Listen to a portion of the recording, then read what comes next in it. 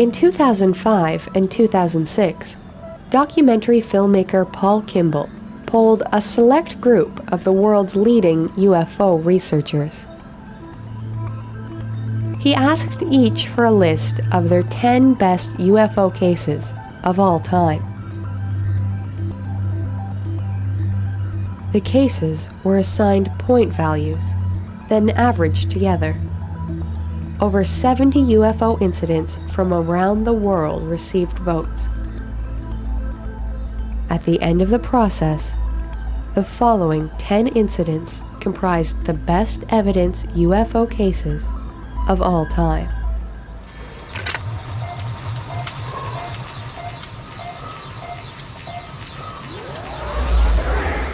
Though unidentified flying objects first gained a place in modern culture with Kenneth Arnold's sighting in 1947, and the thousands upon thousands of sightings ever since, the phenomenon itself was known long before that, from reports of airships in the late 19th century all the way back to biblical times. It appears to me that one can make a good case that there's nothing new about flying saucers. Earthlings have observed strange things flying in the sky that weren't birds. After all, before we were flying airplanes or balloons, what else was flying in the sky besides birds? The history of this thing seems to go back, if not hundreds, thousands of years. We have portraits painted back in the 1400s and 1300s, and before that, Japanese wood carvings and so on, depicting these things. And I don't know, it's pretty hard to blow it off when you see these things, and they look pretty much the same as what everybody's reporting now. Did they know something we didn't know back then, or did they assume something we don't assume now? Of all the artistic portrayals of what may be UFOs from the pre-1947 era, perhaps the most important can be found in a wood carving of an incident that occurred in 1561 in Nuremberg, Germany. At dawn on April 14, 1561, the skies over Nuremberg were reportedly filled with a multitude of objects, seemingly engaged in an aerial battle. Small spheres and disks were said to emerge from large cylinders. The objects were described in the Nuremberg Gazette as behaving in much the same way as some modern UFO reports, in that some of the objects would emerge from a larger object, or, as we might call it today, a mothership. But if these objects have been seen and recorded since antiquity, why have they become so much more prevalent in modern times? Stanton Friedman offers a theory. Everybody in the neighborhood is concerned about their own survival and security. That means keeping tabs on the primitives in the neighborhood. And since they all know that things change with time, thinking beings have a habit of learning how to do things better and differently. You check them out every once in a while, but only closely once they show signs of being able to bother you. Boy, the end of World War II was certainly such a time. Evidence of nuclear weapon explosions, rockets being fired, and powerful electronics, radar systems and all that sort of stuff. So suddenly, it became incumbent upon the powers that be in the local neighborhood to check us out. Make sure we don't take our brand of friendship out there.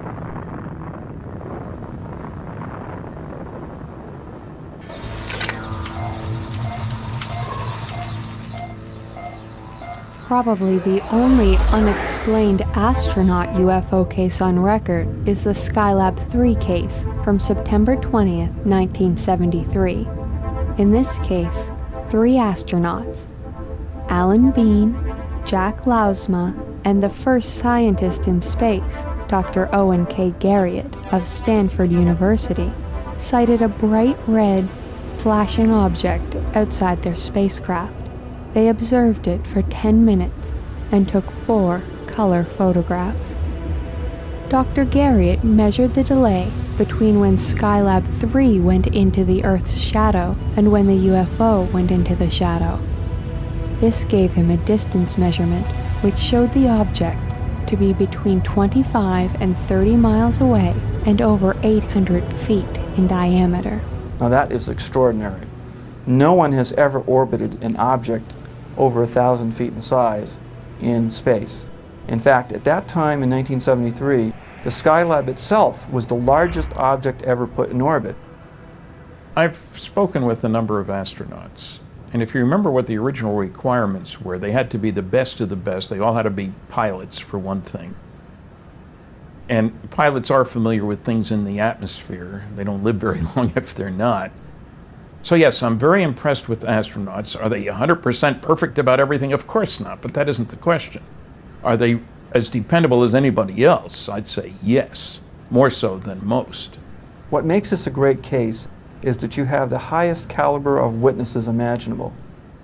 You have photographic data, you have optical ranging data, and you have size data from a combination of all that. There's nothing like it in history.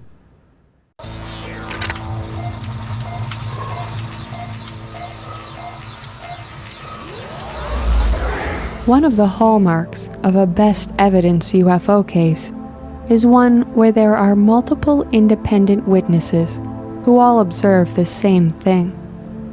On December 11, 1996, in 3 separate areas along the Klondike Highway in Canada's Yukon Territory, dozens of witnesses observed a massive UFO that has been estimated to have been almost a mile in length. The Yukon case is emblematic of what a good case should be. I mean, sure, we'd like to have a piece of the craft. We'd like to have the crew member introduced for dinner, but multiple independent witnesses lasting a long time describing something that's way outside the norm. There's no way you can make it into a 747, for example. And big, but this was much, much bigger than a 747. The first sightings occurred at approximately 8:30 p.m. at Fox Lake, where 6 witnesses reported seeing a huge UFO moving slowly across the frozen lake. They described a smooth and solid object that did not make any noise. Less than half an hour later, in the village of Pelly Crossing, a 2-hour drive north of Fox Lake, other groups of witnesses observed the same UFO. Shortly thereafter, in the village of Carmax, 4 men in a truck and a family of 5 through their living room window also sighted the UFO. What did all of these witnesses see that cold December night in 1996? How could a UFO be so large? Stanton Friedman has a theory. I like it partly because I've often talked about you'd use a very large vehicle to go between the stars and small Earth excursion modules to flit around down in the atmosphere where you've got big gravity, high pressure, all the other things. So I like the case. It's got a lot of data, careful investigation, just a top-notch example of good UFO story. Did dozens of people in Canada's Yukon Territory see an extraterrestrial version of an aircraft carrier in December 1996? 10 years later, after thorough investigation, all that can really be said was that they saw a flying object that remains unidentified.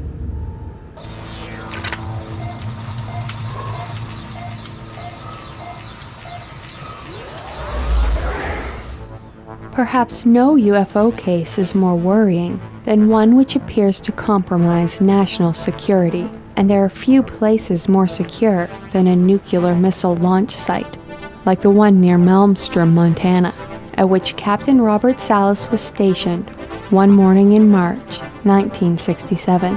Early in the morning, and I get a call from the topside flight security controller or guard, and he said that few of the guards had been seeing some strange lights flying around in very strange ways, making very rapid movements, stopping, making very sharp turns. So I just kind of discounted it and basically hung up on him. And he calls back about 5 minutes later. This time he's very agitated. He's yelling into the phone, screaming. Sir, there's a large red glowing object that's hovering right outside the front gate. Lieutenant Salas ordered the guards to secure the perimeter, and he went to inform his commander. At this point, the warning lights in the control center went off, and the missiles shut down, one after another. What made this event even stranger, if that's possible, was the fact that the exact same thing had happened 1 week earlier at Echo Flight, approximately 25 miles away. A lengthy investigation was conducted, but no positive cause for the shutdowns was ever found, despite extensive and concentrated effort. Missile officers are highly trained, engineering and science types for the most part. And the air police, these people go through special security schools. They have secret clearances, that sort of thing. They carry weapons. They're highly trained people. So I think it's very significant when people of this caliber make sightings. The tragedy is that we don't know all the details of the reports. They've been kept secret. I was there for another 2 years at Maelstrom.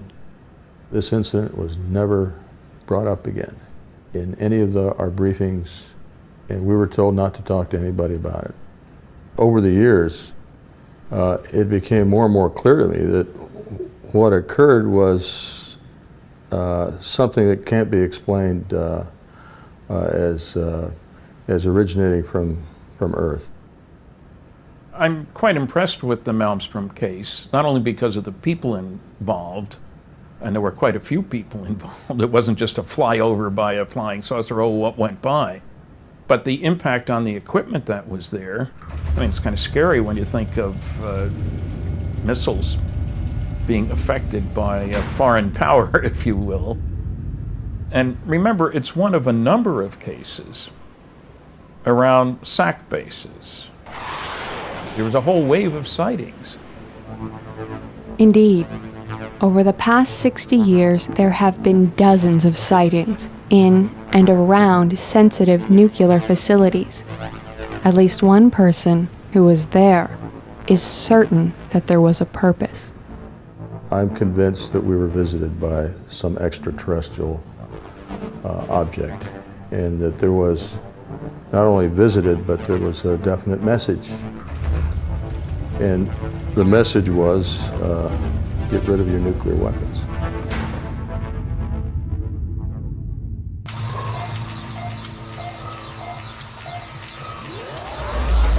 One of the most extraordinary UFO encounters of the 20th century occurred in the tiny fishing community of Shag Harbor on the southern tip of Nova Scotia.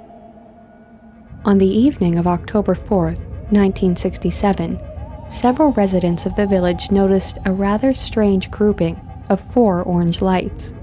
A number of witnesses watched these lights flash in sequence for several minutes, and then suddenly and rapidly dive in a sharp 45-degree angle toward the water's surface. On hitting the water's surface, the lights did not immediately disappear, but seemed to float on the surface approximately 1/2 mile from the shore. Several reports to the Royal Canadian Mounted Police prompted 3 officers to investigate. Their reports indicate that they observed what the witnesses had: orange lights floating on the water.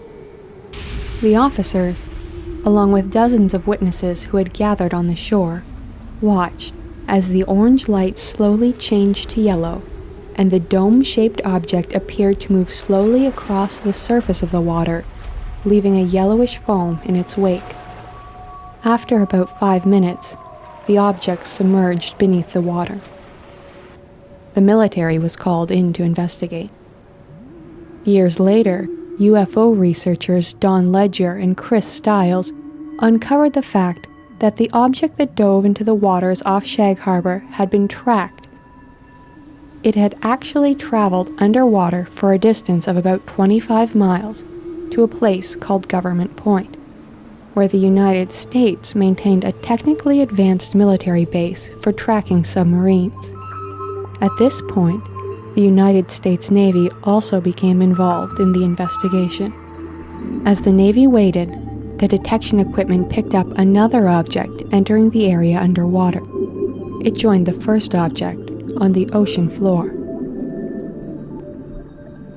For nearly a week, the Navy vessels held their position over the UFOs, until the UFOs began to move towards the Gulf of Maine. The objects distanced themselves from the ships that pursued them, and then broke to the surface and shot skyward, where they vanished within seconds.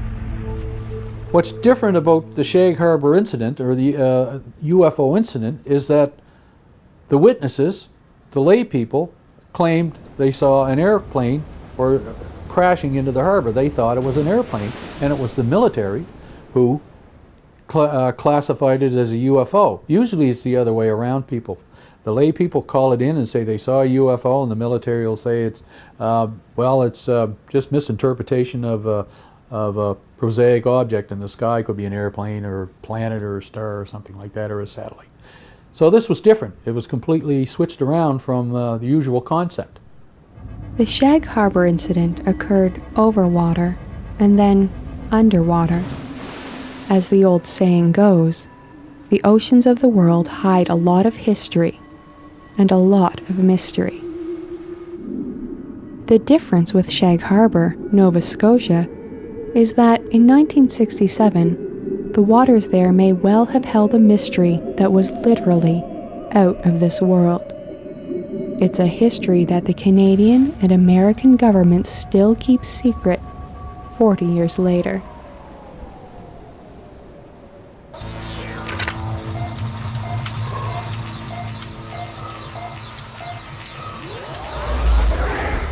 Kelly Johnson was the world's leading aircraft designer of his time, and at the time of his sighting, he was in the process of designing the U-2 spy plane for the Central Intelligence Agency. Johnson was on the ground with his wife in Agoura, California, when, unbeknownst to him, a crew of his top flight test engineers and his chief aerodynamicist were aboard a Lockheed WV-2 aircraft flying over Long Beach, and they saw the same object at the same time from a different angle. These different angles allowed researchers to triangulate the location of the object with precision. The aircraft was flying to the northwest. Kelly Johnson and his wife were looking due west. For 6 to 7 minutes, these two groups of observers saw a 200-foot-long, black, flying wing-shaped object hovering motionless over Santa Barbara Channel off the south coast of California. This object was at an altitude of roughly 15,000 feet. The aircraft flew directly towards it to see if they could get closer and get a better view. Meanwhile, Johnson started to observe the object with his binoculars, and he was able to see the object take off at high speed out over the Pacific, while his crew also observed the same thing from their different location. The object accelerated at about 130 Gs to 90 miles altitude until it disappeared. In his official report, Kelly Johnson stated, quote, "I am now more firmly convinced than ever that such devices exist, and I have some highly technical converts in this belief." So if there's one guy who ought to know what was flying around the country at that time, it would be Kelly Johnson. And he was certainly in a position to evaluate what he was seeing. And when he talks to somebody else, another one of his trusted people, and they saw the same thing, I don't see how anybody can throw that out. We're not talking about a 2-second observation at 3 a.m. by the town drunk. We're talking about Kelly Johnson at the top of the aerospace design business. The United States Air Force concluded that Johnson and his crew had seen a lenticular cloud. Despite the nature of the sighting, the quality of the witnesses, and the fact that the witnesses themselves specifically considered and ruled out that explanation. You would think that the government would perhaps reconsider its employment of a man who could not tell a lenticular cloud from a structured aircraft, but Kelly Johnson continued designing the most advanced and secret aircraft in the world for decades to come, none of which could move like the one he saw on December 16, 1953.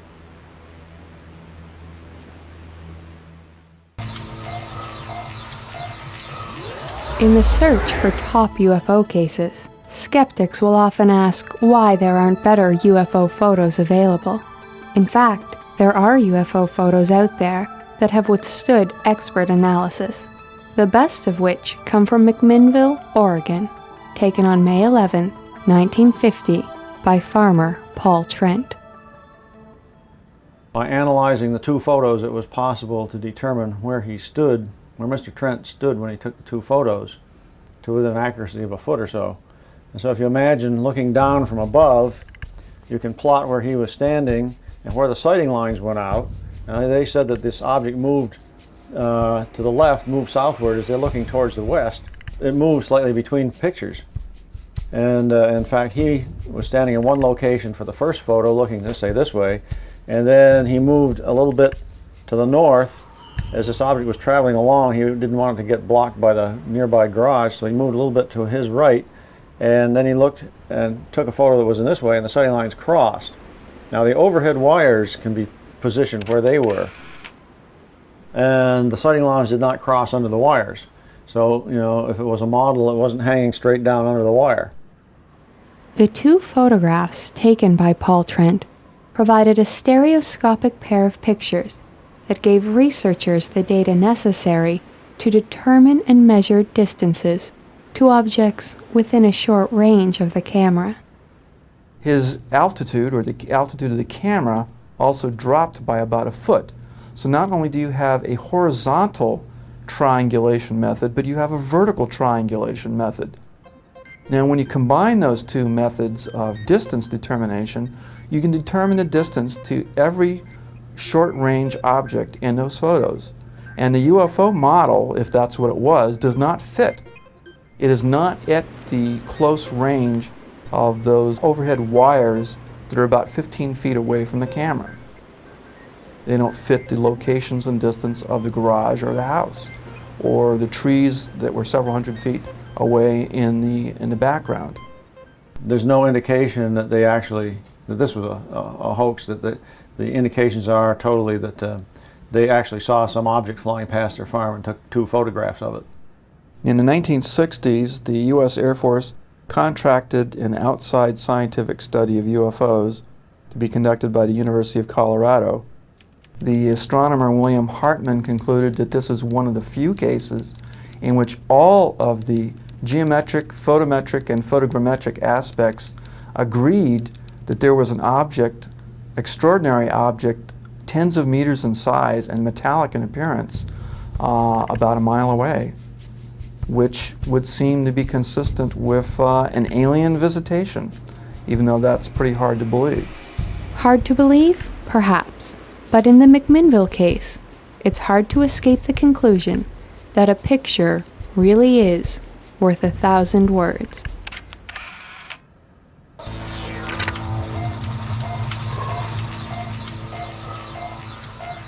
One of the best documented and most famous encounters by military personnel with a UFO occurred between December 26 and December 28, 1980, in Rendlesham Forest in the United Kingdom, near two air bases, RAF Bentwaters and RAF Woodbridge, which were at the time leased to the United States Air Force. At approximately 3 a.m. on the 26th, a U.S. Air Force security patrol observed strange lights above the forest. A 3-man security unit was dispatched from Bentwaters to investigate. all three men closed in on an object that resembled an aircraft on fire. The senior NCO, Sergeant Jim Peniston, claimed that he got close enough to see a structured object. There was then a silent explosion of light, and the object disappeared in a blur towards the coast. The following evening, strange lights were again seen in the forest. The deputy base commander, Lieutenant Colonel Charles Halt, took a squad out to investigate. What he saw that night continues to defy explanation. It appeared to be like an eye. That's the best way I can describe it. Had a dark center and appeared to be dripping something molten, as though it were something pouring from like steel from a crucible. The object came even closer. It moved through the trees, going horizontal, up and down a little bit as it went. We were really in awe at this time. So we tried to get closer. We moved toward the object itself. The object receded out into the field. We watched it there in the field for a few minutes, and then it very silently exploded and broke into, I believe it was 5 white spheres, small spheres, and they just disappeared. While we're standing there in awe, one of the party members looks up and says, "Look in the sky." We looked up, and there to the north were several objects, 3 objects that were elliptical, and they had multi-colors. They were moving at high speed, at sharp angular movements, as though they were doing a grid search or something. I really can't say what for sure, but they were moving about quite rapidly. We noticed to the south there were several objects there. One particular one approached us at very, very high speed, probably 3,000 to 4,000 feet high, maybe a little more, stopped almost directly overhead and sent a beam down to our feet. The interesting thing about the beam was the beam didn't radiate out. It was a steady beam, about 10, 12 inches in diameter, not like a flashlight beam that spreads out as it goes. So obviously it wasn't a normal light beam, something more like a laser. We stood there in awe, quite concerned. Well, was it signaling us, warning us, trying to injure us? We really weren't sure what it was trying to do, but we were really concerned at that point. And just as suddenly as it appeared, it disappeared. Rendlesham is Britain's best-known UFO incident. Arguably, it's one of the world's most important UFO cases. What makes it so important is that everything that makes a UFO case good happened here all at once. Firstly, you had an incident which happened over a series of different nights, so it's not just a one-off. Secondly, the witnesses, most of them were military, so you've got trained observers. Thirdly, you've got trace evidence, and this is absolutely critical. The UFO landed. Markings were found in the forest floor, where this thing had come down on a tripod-like device. And critically, when the base personnel checked this area with a Geiger counter, the radiation readings were assessed by the Defence Intelligence staff at the Ministry of Defence as being significantly higher than background. It's just a very solid case in terms of all kinds of physical evidence, highly trained, reputable witnesses, everything you would want, except once again it's been muddied up. And once again, somebody in the government is lying about it and distorting the picture and hiding the truth. In the quarter century since the Rendlesham case occurred, Charles Halt, who retired from the U.S. Air Force as a colonel, has come to the same conclusion, that there is much more to this case than meets the eye. Several years later, I started running into people that were involved that I didn't realize were on the edge or had picked up bits and pieces from here.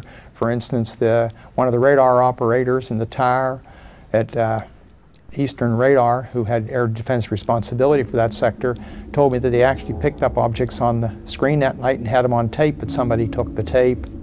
Then a couple of the young troops came forward and said, after the incident, that the 3 people that were involved that went out and approached the craft were taken into a room and pumped full of drugs and hypnotized and debriefed, so to speak. And then I found out a mysterious C-141 landed soon thereafter with an unusual crew and all sorts of things.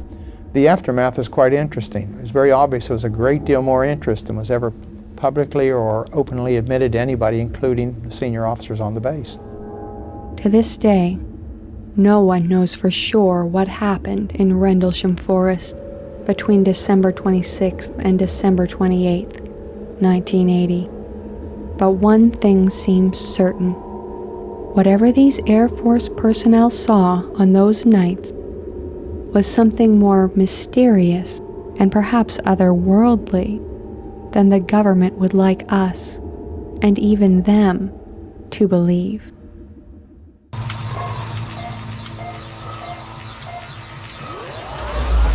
At about 12:30 a.m. on September 19th, 1976, the Imperial Iranian Air Force command post at Tehran received several telephone reports from citizens of strange lights in the sky. The command post contacted General Nader Yousefi, Assistant Deputy Commander of Operations. General Yousefi took a look for himself and saw a very bright object, larger than a star. At that point, he decided to scramble one F-4 Phantom jet from Cherokee Air Force Base in Hamadan. Everybody was worried about incursions by the Soviets flying aircraft over non-Soviet territories. So they had considered the possibility that this might be some incursion by the Soviets, but when they saw this multiple flashing light stuff going on, it made no sense to imagine that it would be the Soviets trying to covertly fly over Iran for whatever reason. You don't scramble if you're not worried. And once you've established it's not a Soviet airplane or something like that, why do you keep chasing? At 0130 hours, the F-4 took off and proceeded to a point 40 nautical miles north of Tehran. It was noted that the object was of such brilliance that it could be seen up to 70 miles away. When the F-4 came to within about 25 nautical miles of the object, the jet suddenly lost all instrumentation and communications. The pilot broke off the intercept and turned away. When the F-4 had turned back towards its airbase, the aircraft regained instrumentation and communication. At 0140 hours, a second F-4 was scrambled. Closing on the object at 150 nautical miles per hour and at a range of 25 nautical miles, the object began to move, keeping a steady distance of 25 nautical miles from the F-4. The pilot described the object as being flashing colors. It had some size to it, but he couldn't really see a size or shape because it was so bright, but it was flashing multiple colors at a high rate of speed. They all blurred together, he said. Certainly something unlike what we would expect to be in the skies anywhere, to say nothing of over Tehran. While the object and the F-4 continued on a southerly path, a smaller, second object detached itself from the first and advanced on the F-4 at a high rate of speed. The pilot, believing he was under attack, tried to launch a Sidewinder missile, but he suddenly lost all instrumentation, including weapons control, and all communication. The F-4 pilot then took evasive action. The object fell in behind him at about 4 nautical miles distance for a short time, then turned and rejoined the primary object. The main object then flew away at several times the speed of sound. Once again, as soon as the F-4 had turned away, instrumentation and communications were regained. The fact that anybody can cause sophisticated military aircraft to lose important systems at their whim, because the systems came back on, 2 different airplanes after all, that's scary. Because Iran was a close ally of the United States at that time, the Americans were called in and they helped in the investigation. The Defense Intelligence Agency report that was filed because of that investigation went to the Central Intelligence Agency, the Joint Chiefs of Staff, the Department of State, the White House. It was clearly considered important. The DIA report concluded the value of this information was high, timely, and of major significance. quote, "This case is a classic which meets all the criteria necessary for a valid study of the UFO phenomenon."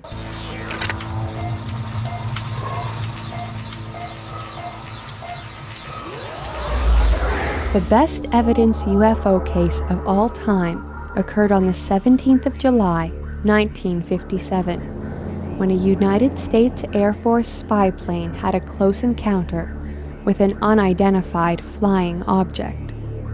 The 6-man crew of an RB-47 aircraft, which was equipped with state-of-the-art electronic countermeasures equipment, including 3 electronic intelligence stations manned by highly trained Air Force personnel known as Ravens or Crows, were literally tailgated by an object that continues to defy explanation to this day.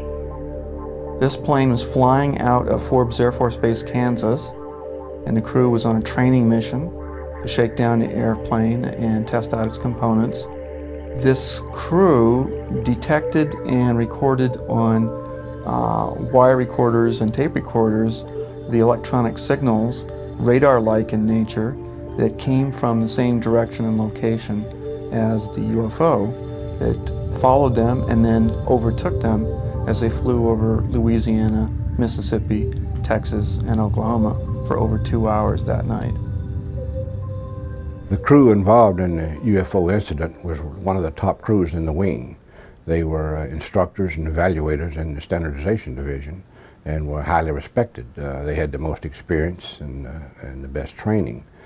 The aircraft commander, in fact, Lou Chase, he made a landing after takeoff. One of the outboard engines froze up and broke off and broke the wing off there, and he brought the aircraft back in to test his skill and as a pilot. In the back end, the 3 Crows back there were the most experienced, and they trained all of the new Crows coming into the wing. Provenzano and McClure trained me when I came in, as a matter of fact. Eventually, these guys were not on the same crew because they had so much experience and knowledge that they were put on separate crews and became 3 instructors and evaluators within the wing. As the RB-47 moved over Texas, a brightly lighted object appeared and began to follow the aircraft. Major Chase contacted Radar Station Utah at Duncanville, Texas, which confirmed that their radar had also detected the UFO. You have a very experienced crew of a very sophisticated airplane having something very strange happen. They see it, they pick it up on their electronics, the whole crew is involved, ground radar is involved, it lasted for a long time. What more can you ask for? The UFO continued to play tag with the RB-47, which had left its scheduled flight path to pursue the object, until the aircraft began to run low on fuel and turned to head home. The UFO followed the aircraft until the signal finally faded as the crew approached Oklahoma City. In his report on the incident, the Director of Intelligence of the 55th Strategic Reconnaissance Wing stated that he had, quote, "No doubt the electronic signals coincided exactly with visual observations by aircraft commander numerous times, thus indicating positively the object being the signal source." End quote. The Air Force, via Project Blue Book, without any real investigation, concluded that the sightings in northern Texas were an ordinary jetliner. In doing so, they failed to explain the ongoing nature of the incident over several states, the appearance and disappearance of the object, both visually and on radar and electronic countermeasures equipment, and how exactly the Utah radar station failed to distinguish between an airliner that was 600 miles away from the RB-47 and a UFO.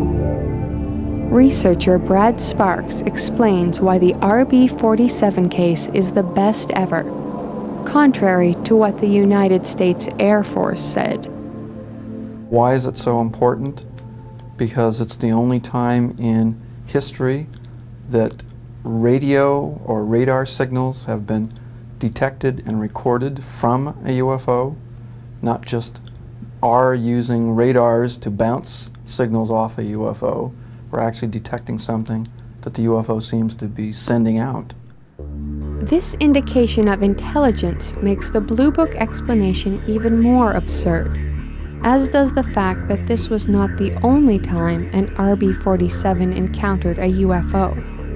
Colonel Bruce Bailey recounts his own similar incident. We were flying a Common Cause mission. This was during the Cuban Missile Crisis, where we flew a mission every day to go down and take a good close look at Cuba and to identify any site that should fire on the U-2 or any other U.S. vessel or aircraft. And on this mission, we would fly down to New Orleans and hit a tanker right over the Gulf of Mexico out of New Orleans, get filled up with fuel, and then head on to Cuba. Well, on this mission, shortly after completing our air refueling, we had some aircraft or something come up, bright light, and intercept us, and ground control was tracking it. They could copy it too. And it wasn't with us that long, probably a total of 10 minutes, but that was broken in the middle with a gap of about 2 minutes when it went away. The difference in our experiences than the other crew was our equipment in the back end. All we got was noise. It just wiped us out. We didn't get any intelligible signals at all. When asked what it was that they encountered over the Gulf of Mexico, Colonel Bailey, a decorated Air Force veteran, can only offer the same conclusion reached by Major Chase and his crew 5 years earlier. Unidentified flying object is what would explain it, I guess, because the crew up front could see it. We had no windows in the control compartment. We couldn't see anything. But they could see it, and what they saw jived with what ground control was reporting, and the navigator could also track it on his radar. And it all tied together. There was something there, and it had a capability far greater than anything we could do. In the incident that you're talking about, as well as the incident with my crew, the follow-on was pretty much the same. You had a very thorough debriefing, and in that debriefing you were assured that you didn't see anything, you didn't hear anything, you didn't do anything, and that you would not say anything about it. I've heard of other crews and such running into similar treatment after they reported a UFO, and it got to the point that sometimes you would see something that would actually be a UFO, meaning it's unidentified, but you wouldn't say anything about it, because if you started harping or talking about a UFO incident, it was a good way to end a military career. Apparently, as far as the United States Air Force was concerned, when its top crews, who were charged with protecting the security of the nation in the midst of the Cold War, and who often came face to face with the enemy, saw something like this, they were really just mistaking it for a civilian airliner. If that was true, any sensible Air Force should have grounded those crews immediately. But instead, they kept on flying, so long as they stayed quiet about what they really saw in the skies above us. When one examines the best evidence UFO cases of all time, it becomes clear that the UFO phenomenon is worldwide in scope. The 10 best cases you have just seen come from Canada, Germany, the United Kingdom, the United States, and Iran. But if this had been a top 20 list, you would also have seen cases from Brazil, Australia, Japan, New Guinea, France, and New Zealand. This body of evidence compels us to ask the following questions. What should be done about the UFO phenomenon? And what does it all mean? For an answer, we turn to author and researcher Mac Tonnies, who hails from Independence, Missouri. The conclusion that Tonnies has reached is simple but profound. We don't know what UFOs are, but the scientific community should be trying harder than it is to find out. whatever UFOs might ultimately prove to be, and we might never find out, it seems to me that they are definitely worth scientific consideration, if for no other reason than they affect how we think and how we perceive our universe. They apparently have been recurring throughout time, and they have infringed upon our belief systems to the point where we now think of the alien as something very specific. And if for no other reason than understanding how our mind reacts to the presence of a possible other in our midst, I think it's imperative that we understand UFOs and what they are. If, on the other hand, they are physical objects or paraphysical objects, which might be the case, and I don't think we have a proper vocabulary for that yet, frankly, I think that it's doubly important that we understand what these things are. Because if they're real, if they're craft of some sort, if they're disinformation devices, then it seems to me that what they are doing is influencing the way we think, influencing our mythologies and our collective way of knowing ourselves. And I think that's a pretty sacred thing to be messing with. And it would certainly behoove us to understand what we're dealing with.